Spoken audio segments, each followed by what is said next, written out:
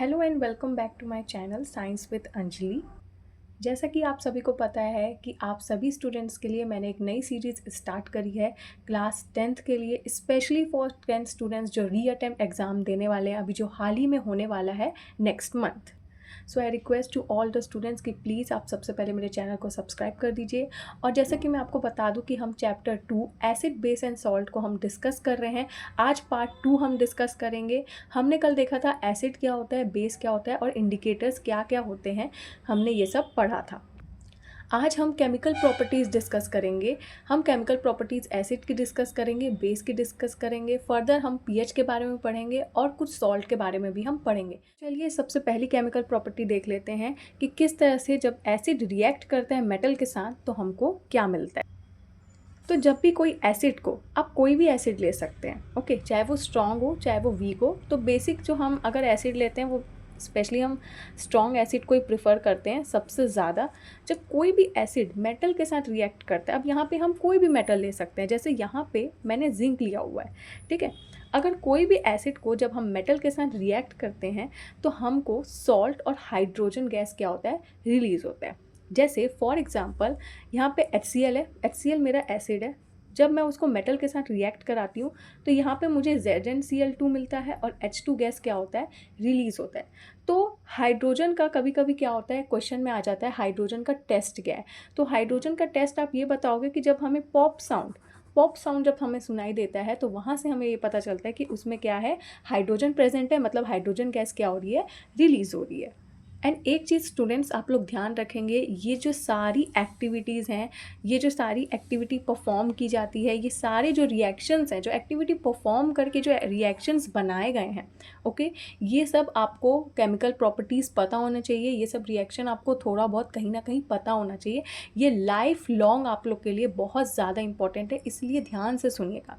चलिए next property की अगर बात करते हैं, जब मेटल कार्बोनेट या मेटल हाइड्रोजन कार्बोनेट क्या करता है, रिएक्ट करता है एसिड के साथ, तो क्या होता है, जब कोई भी मेटल कार्बोनेट या मेटल हाइड्रोजन कार्बोनेट, तो सबसे पहली बात हम मेटल कार्बोनेट देख लेते हैं। जब मेटल कार्बोनेट, तो यहाँ पे मेटल कार्बोनेट क्या लिया है, मेटल है और कार्बोनेट है, ठीक है। तो यहाँ पे मेरा मेटल क्या है, सोडियम, कार्बोनेट मतलब CO3, ठीक है। जब हम उसे किसी एसिड के साथ रिएक्ट कराते हैं, ऑब्वियस ही बात है, एसिड लिया है मतलब मैंने HCl लिया हुआ है। जब मैं किसी भी मेटल कार्बोनेट को HCl के साथ रिएक्ट करती हूँ तो मुझे NaCl मिलता है प्लस H2O मतलब वाटर मिलता है और CO2 गैस क्या होता है, रिलीज़ होता है। इन द सेम वे अगर मैं यहाँ पे मेटल हाइड्रोजन कार्बोनेट की बात कर रही हूँ तो यहाँ पे मेटल क्या है मेरा, सोडियम, हाइड्रोजन कार्बोनेट मतलब HCO3, हाइड्रोजन कार्बोनेट, कार्बोनेट मतलब CO3, हाइड्रोजन कार्बोनेट मतलब HCO3। जब हम कोई भी एसिड के साथ उसको रिएक्ट कराते हैं तो सेम मुझे NaCl मिलता है, वाटर मिलता है और क्या होता है, CO2 गैस क्या होता है, रिलीज़ होता है। ओके, बहुत ही सिंपल है, ये आप ज़रूर याद रखिएगा कि जब कोई भी मेटल कार्बोनेट को हम जब एसिड के साथ रिएक्ट करते हैं तो हमको क्या मिलता है, तो क्या मिलेगा, NaCl मिलेगा, ठीक है। NaCl मिला, वाटर मिला और क्या होता है, CO2 गैस क्या होती है, रिलीज़ होती है। मतलब कोई भी एसिड को जब हम मेटल कार्बोनेट या हाइड्रोजन कार्बोनेट के साथ रिएक्ट कराते हैं तो मुझे सॉल्ट, वाटर और क्या होता है, CO2 गैस क्या होती है, रिलीज़ होती है। नेक्स्ट हम प्रॉपर्टी देखेंगे, जब कोई भी एसिड या बेस को हम रिएक्ट कराते हैं किसी अदर चीज़ के साथ, ठीक है, तो क्या होता है, जब हम किसी एसिड और बेस को जब हम रिएक्ट कराते हैं तो यहाँ पे हमको सॉल्ट और वाटर देखने को मिलता है, ओके। तो ये जो रिएक्शन होता है ये क्या होता है, न्यूट्रलाइजेशन रिएक्शन होता है। मतलब मैं एसिड और बेस को क्या कर रही हूँ, रिएक्ट करा रही हूँ। कोई भी एसिड ले लो आप, कोई भी बेस ले लो, ठीक है। यहाँ पे मैं ये नहीं बोल रही हूँ कि आप स्ट्रॉन्ग एसिड लो, स्ट्रॉन्ग बेस लो, ऐसा कुछ नहीं है। कोई भी एसिड को जब आप सिंपल बेस के साथ रिएक्ट कराते हैं तो क्या होता है, यहाँ पे मुझे सॉल्ट मिलेगा और वाटर मिलेगा। जैसे फॉर एग्जाम्पल मैंने HCl लिया, सबसे ईजी एग्जाम्पल अगर एसिड का लेना है तो आप HCl ले सकते हैं। बेस के लिए मैंने आपको NaOH बताया। जब कोई भी HCl को मैं NaOH के साथ रिएक्ट कराती हूँ तो यहाँ पे मुझे क्या मिलता है, सॉल्ट, मतलब मुझे NaCl मिला। NaCl आपको पता ही है एक सॉल्ट है और क्या मिल रहा है, वाटर, वाटर मतलब मुझे H2O मिल रहा है। चलिए इसकी लास्ट प्रॉपर्टी को डिस्कस कर लेते हैं।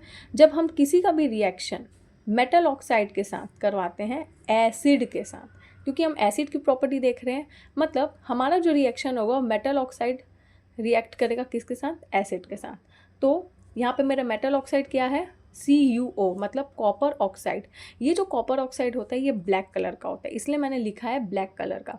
ओके जब हम कोई भी मेटल ऑक्साइड को या मेटेलिक ऑक्साइड को जब हम एसिड के साथ रिएक्ट कराते हैं, यहाँ पे एसिड भी मैंने देखिए HCl ही लिया है, सबसे इजी एग्जांपल है ये। HCl के साथ जब रिएक्ट करती हूँ तो यहाँ पे मुझे CuCl2 और क्या होता है, वाटर देखने को मिलता है। अब ये जो CuCl2 होता है ये ब्लूइश ग्रीनिश फॉर्म में रहता है, मतलब ब्लूइश ग्रीनिश कलर का रहेगा या ग्रीनिश कलर का देखने को मिलता है। ठीक है, तो जब कोई भी मेटल ऑक्साइड को मैं एसिड के साथ रिएक्ट करती हूँ, अब आप एक बात बताइए, ये जो CuO होता है ना, ठीक है, ये ना बेसिक नेचर का होता है, ये एसिडिक नेचर का नहीं होता है। ठीक है, बेसिक नेचर का होता है। तो जब हम कोई भी बेसिक नेचर मतलब मेटल ऑक्साइड को या कोई भी बेस को जब मैं एसिड के साथ रिएक्ट करती हूँ तो मुझे क्या मिलता है, सॉल्ट प्लस वाटर। और अगर आपने अभी हाल ही में एक प्रॉपर्टी देखा होगा जो हमने लेटेस्ट में अभी डिस्कस किया है, ये वाली, जब हम एसिड को बेस के साथ रिएक्ट करते हैं तो हमको क्या मिलता है, अदर सब्सटेंस के साथ जब हम रिएक्ट करते हैं तो हमको सॉल्ट और वाटर मिलता है। जब कोई भी एसिड को जब मैं बेस के साथ रिएक्ट करती हूँ तो मुझे सॉल्ट और वाटर देखने को मिलता है। इन द सेम वे अगर कोई भी बेस को, देखिए मेटल ऑक्साइड जो होता है वो बेसिक नेचर का है, मैंने बोला मतलब ये बेस है। अगर कोई भी बेस को मैं एसिड के साथ रिएक्ट कराती हूँ तो मुझे सॉल्ट और वाटर देखने को मिलता है। बहुत ही सिमिलर प्रॉपर्टी है, बस थोड़ा सा घुमा के पूछ लिया है, तो आपको बस यही ध्यान रखना है। ओके चलिए नेक्स्ट हम आगे डिस्कस करेंगे बेस की केमिकल प्रॉपर्टी को जब वो किसी भी केमिकल प्रॉपर्टी के साथ रिएक्ट कराता है। तो सबसे पहली प्रॉपर्टी होती है जब कोई भी बेस को हम मेटल के साथ क्या करते हैं, रिएक्ट कराते हैं। अब जैसे कि एसिड को जब हम रिएक्ट करा रहे थे, जब कोई भी एसिड को जब मैं रिएक्ट करा रही थी तो मैंने आपको बोला था कि यहाँ पे हम स्ट्रॉन्ग एसिड को क्या करते हैं, प्रेफरेंस देते हैं। ठीक है, इन द सेम वे हम यहाँ पे भी स्ट्रॉन्ग बेस को ही प्रेफरेंस देंगे। सो चलिए देख लेते हैं, जब कोई भी बेस को, यहाँ पे बेस मेरा क्या है, NaOH। आपको मैंने हमेशा बोला है अगर आपको कोई भी बेस याद ना आए तो NaOH हमेशा याद रखना। जब कोई भी बेस को हम किसी मेटल के साथ रिएक्ट कराते हैं, यहाँ पे मेटल क्या है मेरा, जिंक, तो मुझे क्या मिलेगा, Na2ZnO2 और क्या होगा, H2 गैस क्या होगी, रिलीज होगी। अगेन जब कोई भी मेटल को एल्कली मतलब क्या होता है, जो हमेशा क्या होता है, सॉल्युबल इन वाटर होता है। ठीक है, ये भी एज अ बेस ही वर्क करता है। ठीक है, तो हमको क्या देखने को मिलता है, सॉल्ट मिला मेरे को। ठीक है, मैंने बेस को क्या किया, मेटल के साथ रिएक्ट कराया, तो यहाँ पे मुझे सॉल्ट और क्या हो रहा है, हाइड्रोजन गैस रिलीज हो रही है। सॉल्ट और हाइड्रोजन गैस क्या हो रही है, रिलीज हो रही है। इन द सेम वे अगर हम किसी भी नॉन मेटेलिक ऑक्साइड को जब बेस के साथ रिएक्ट कराते हैं तो हमको क्या मिलता है। ठीक है, जब किसी भी नॉन मेटेलिक ऑक्साइड को या नॉन मेटल ऑक्साइड को जब हम किसी बेस के साथ रिएक्ट कराते हैं, नॉन मेटल ऑक्साइड मतलब जब हम किसी भी एसिड को बेस के साथ रिएक्ट कराते हैं तो हमको सॉल्ट प्लस वाटर देखने को मिलता है। ये सेम प्रॉपर्टी एसिड और बेस की ऑलमोस्ट सिमिलर प्रॉपर्टी रहती है, बस थोड़ा सा एग्जाम्पल का ही अंतर होता है। तो इन द सेम वे हम कोई भी मेटल ऑक्साइड को जब हम बेस के साथ रिएक्ट कराते हैं तो हमको क्या मिलता है, सॉल्ट और वाटर देखने को मिलता है। बहुत ही सिमिलर प्रॉपर्टीज़ हैं, आप एज अ बस एग्जाम्पल याद रखिए और इन प्रॉपर्टीज़ को याद रखिए क्योंकि इन्हीं से क्वेश्चन डायरेक्ट आते हैं। कोई घुमा के क्वेश्चन नहीं पूछता है, आपको डायरेक्ट क्वेश्चन पूछ सकते हैं, तो आप सिर्फ एग्जाम्पल याद रखिए। चलिए नेक्स्ट डिस्कस करते हैं strength of acid and bases. देखिए इसमें आपको ज़्यादा कुछ नहीं जानना है, बस आपको ये जानना है कि स्ट्रॉन्ग एसिड क्या होता है, स्ट्रॉन्ग बेस होता है, वीक एसिड क्या होता है, वीक बेस क्या होता है। ठीक है, अगर मैं स्ट्रॉन्ग एसिड की बात कर रही हूँ मतलब जो कम्प्लीटली वाटर के साथ क्या होता है, डिसोशिएट होता है, मतलब वाटर में क्या होता है, ईजिली डिजॉल्व हो जाता है। ठीक है, और वही स्ट्रॉन्ग बेस की बात करते हैं जो क्या होते हैं, OH माइनस आयंस को रिलीज़ करता है। ठीक है, उसको हम क्या बोलते हैं, स्ट्रॉन्ग बेस बोलते हैं। मतलब स्ट्रॉन्ग एसिड मतलब जो कम्प्लीटली वाटर में क्या होता है, डिजॉल्व हो जाता है, मतलब डिसोशिएट हो जाता है। जैसे फॉर एग्जांपल H2SO4 और HCl जो है वो वाटर में क्या होता है, कम्प्लीटली डिजॉल्व हो जाते हैं। ओके, और वही अगर हम स्ट्रॉन्ग बेस की बात करते हैं मतलब जो OH माइनस आयन को क्या करते हैं, रिलीज़ करते हैं। जैसे फॉर एग्जाम्पल NaOH और KOH। मैंने आपको बोला है NaOH हमेशा आप एज अ बेस का एग्जाम्पल याद रखना, सबसे ईजी एग्जाम्पल है ये। नेक्स्ट अगर हम वीक एसिड की बात करते हैं जो पार्शियली डिसोशिएट होते हैं, पार्शियली मतलब कुछ कम अमाउंट में पार्शियली डिसोशिएट होते हैं वाटर में, जैसे एसिटिक एसिड। एसिटिक एसिड जो होता है वो प्रॉपर इजीली डिजॉल्व नहीं होता है वाटर में, वो पार्शियली डिजॉल्व होता है। इन द सेम वे अगर मैं वीक बेस की बात करती हूँ मतलब जो लेस कंसनट्रेशन क्या होता है, H+ या OH- आयन को क्या करते हैं, रिलीज करते हैं। मतलब ना प्रॉपर हाइड्रोजन आयन रिलीज होगा, ना proper OH minus ion release होगा, पूरा डिसोशिएट नहीं होगा, ठीक है। कुछ ही अमाउंट के आयंस जो होंगे, ये जो आयंस होंगे वो क्या होगा, लेस कंसंट्रेशन, मतलब कम अमाउंट में क्या होंगे, डिजॉल्व होंगे। जैसे अमोनियम हाइड्रोक्साइड, ठीक है, ये प्रॉपरली डिजॉल्व नहीं होता है, कुछ ही इसका कंसंट्रेशन होता है जो डिसोशिएट होता है। अब जो हम डिस्कस करेंगे वो डिस्कस करेंगे पीएच स्केल, जो सबसे ज़्यादा इंपॉर्टेंट होता है।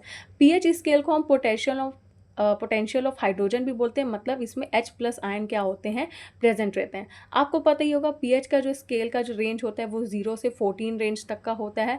मतलब 0 से 6 की अगर बात करें तो वो क्या होता है, एसिडिक इन नेचर होता है। 7 जो होता है वो न्यूट्रल होता है, और 8 से जो 14 तक का होता है वो क्या होता है, बेसिक इन नेचर का होता है। तो ये चीज़ आपको पता होना चाहिए कि कौन सा रेंज कौन से एसिडिक है या बेसिक है या न्यूट्रल है। आपको हमेशा याद रखना है जो 0 से 6 तक का होता है वो एसिडिक होता है, 7 जो होता है वो न्यूट्रल होता है, और 8 जो 14 होता है वो क्या होता है, बेसिक होता है, मतलब बेस होता है। ओके, नेक्स्ट हम बात करते हैं यूनिवर्सल इंडिकेटर की। यूनिवर्सल इंडिकेटर क्या होता है, ये डिफरेंट कलर को शो करता है एज डिफरेंट पीएच वैल्यू।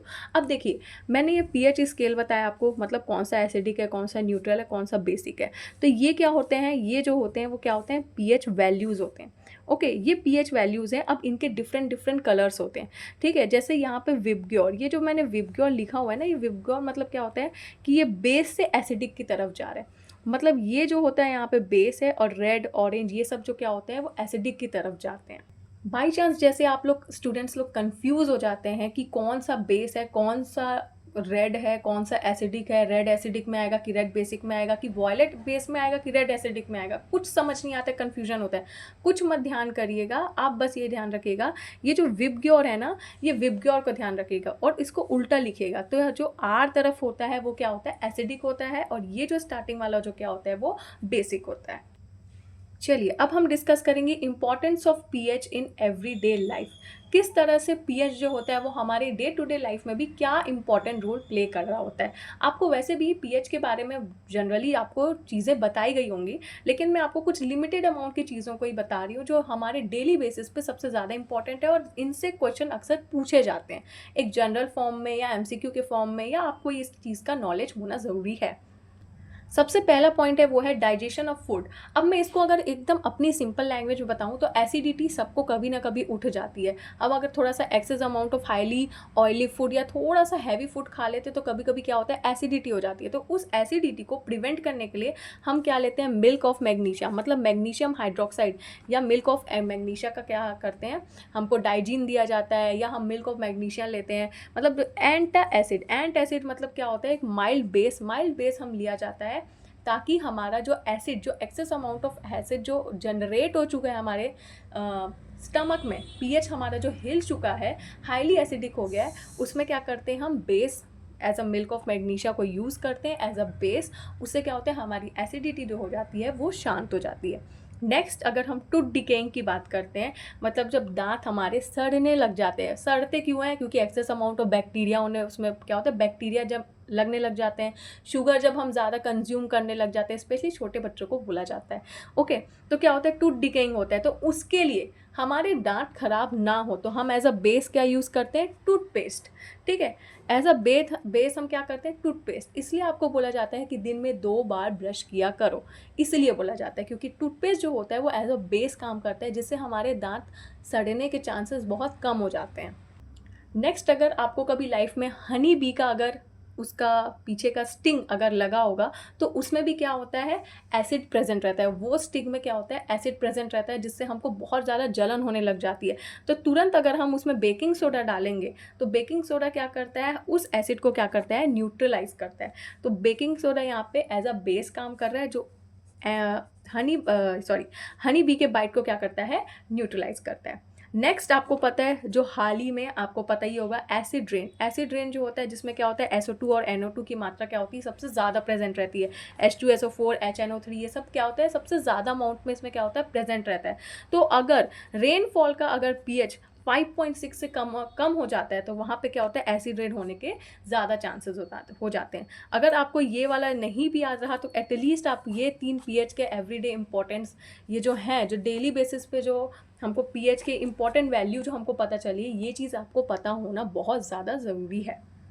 अब आता है सबसे मोस्ट इम्पॉर्टेंट टॉपिक, वो है सॉल्ट, जहाँ से क्वेश्चन डायरेक्ट पूछा जाता है कि सॉल्ट क्या होता है और कुछ सॉल्ट के आप एग्जांपल दीजिए यूजेस के साथ। ये सबसे ज़्यादा इम्पॉर्टेंट क्वेश्चन है और हाल ही में अभी 2025 का अगर आप एक कोई सेट निकालेंगे, मुझे प्रॉपरली सेट तो नहीं पता है, लेकिन हाल ही में ये क्वेश्चन आया हुआ है कि सॉल्ट क्या होता है और कोई भी 2 सॉल्ट बताइए उसके यूजेस के साथ। 2 नंबर या 3 नंबर के क्वेश्चन में आया है, मुझे प्रॉपरली पता नहीं है, बट येस इससे रिलेटेड क्वेश्चंस आए हैं। तो चलिए डिस्कस करते हैं। देखिए, तो डेफिनेशन में क्या लिखा है कि salts are ionic compound composed of positively charged ion that is cation and negatively charged ions that is anion। अब मैंने यहाँ नीचे में लिखा है केटायन और एनायन को मिला के क्या बनता है, सॉल्ट।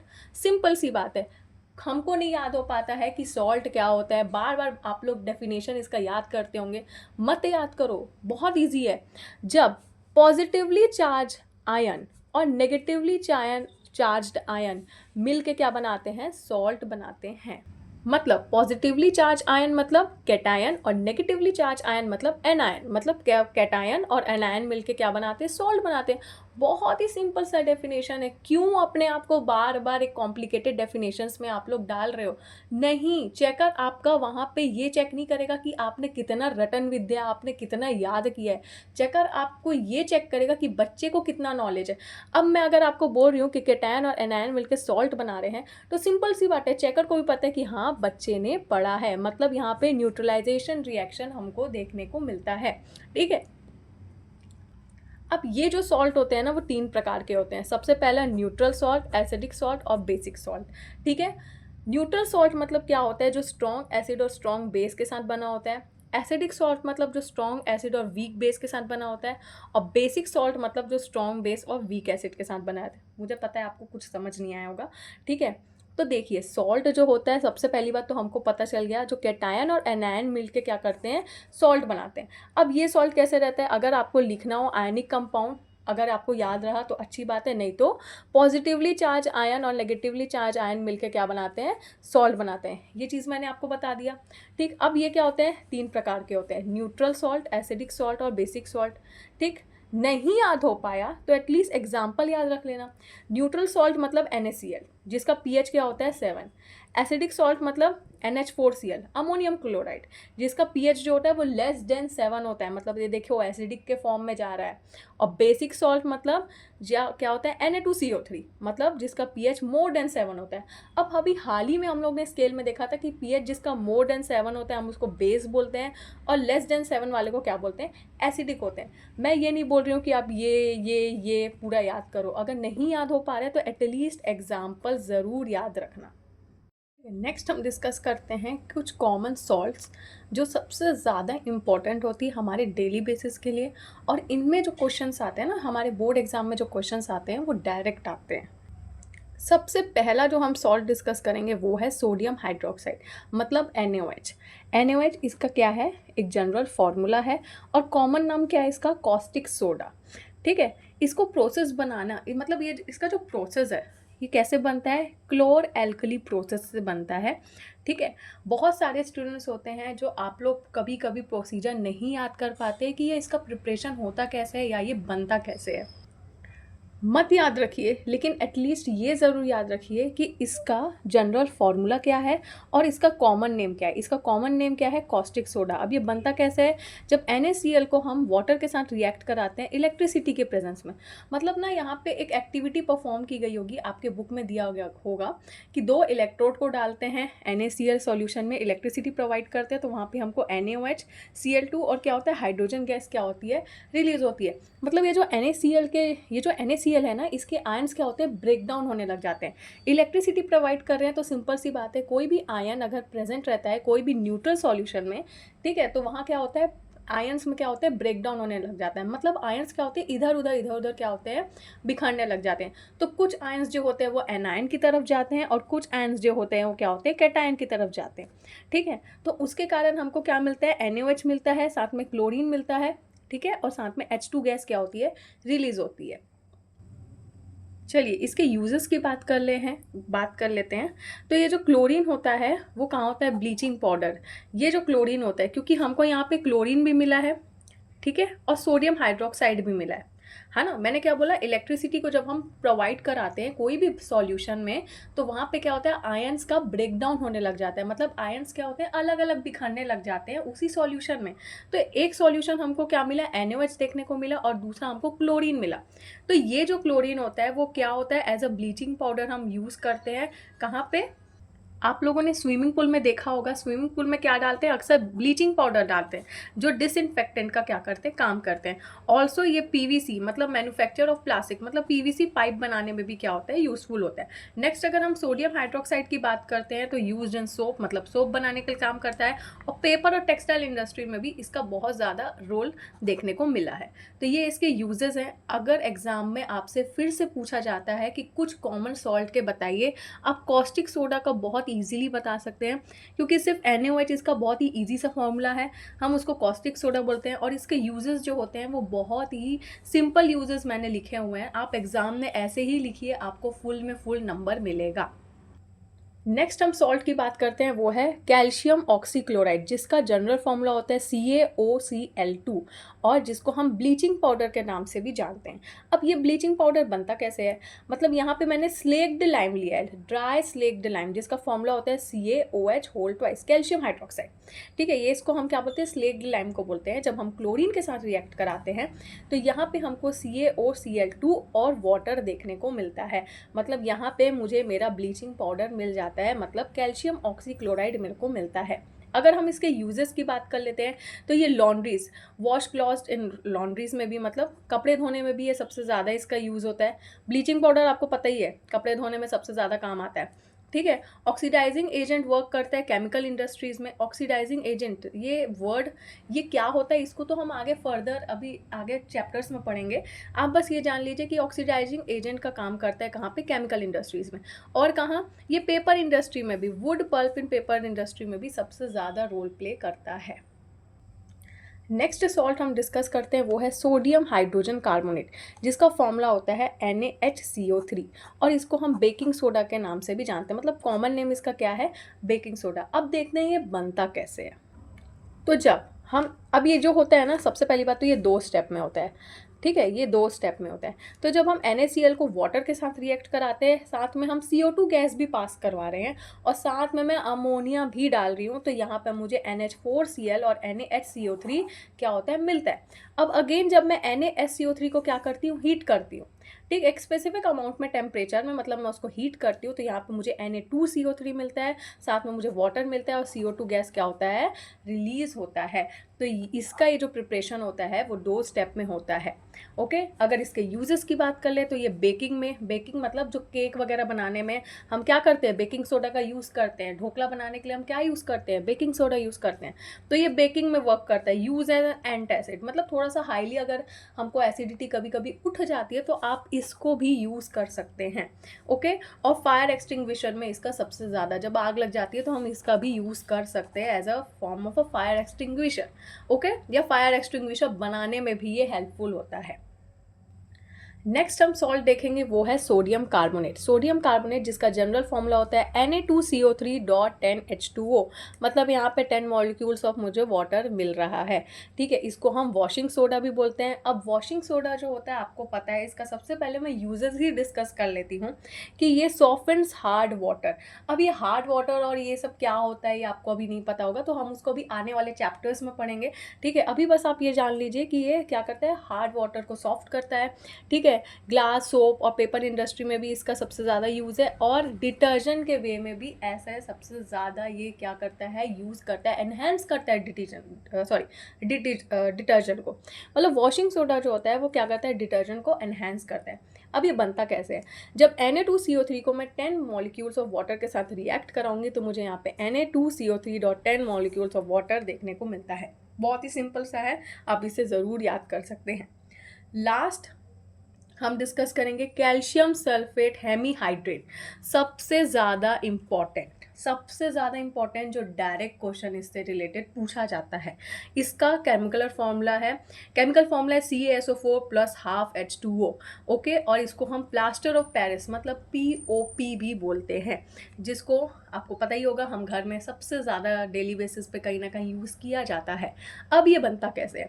जब CaSO4.2H2O मतलब जिप्सम को जब मैं हीट करूँगी तो उसमें मुझे CuSO4 plus half molecules of H2O मतलब मुझे POP देखने को मिलेगा। जब मैं जिप्सम को हीट करूँगी तो मुझे POP और क्या, मुझे वाटर देखने को मिलेगा। ठीक है, और ये जो हीटिंग होता है मैंने लिखा है एक फिक्स्ड टेम्परेचर पे ही होता है, मतलब अगर ये 100 डिग्री की बात करूँ तो ये सिर्फ 100 डिग्री में ही होगा। फटाफट से इसका यूजेस देख लेते हैं। तो आपको पता है पीओपी जो होता है वो कंस्ट्रक्शन और बिल्डिंग मटेरियल के लिए भी काम आता है। Use in medical field for the set of broken bones, मतलब ये फ्रैक्चर वगैरह जो हो जाता है वहाँ पे भी हम क्या करते हैं, बोन्स को जोड़ने के लिए काम आता है, पीओपी का यूज़ करते हैं। और आर्ट एंड क्राफ्ट में भी इसका सबसे ज़्यादा रोल देखने को मिलता है। सो आई होप आपको ये चैप्टर अच्छे से समझ में आया होगा, एसिड बेस एंड सॉल्ट। अगर आपको इस चैप्टर से रिलेटेड अगर कुछ भी डाउट है तो आप कमेंट सेक्शन में पूछ सकते हैं। मेरे चैनल को सब्सक्राइब करिए, मेरी वीडियो को शेयर करिए। आपको कौन सा नेक्स्ट चैप्टर का वीडियो चाहिए आप कमेंट सेक्शन में बता सकते हैं, मैं तुरंत उस पर एक वीडियो अपलोड कर लूँगी। तब तक के लिए please do like, share and subscribe to my channel science with Anjali. Good bye, take care.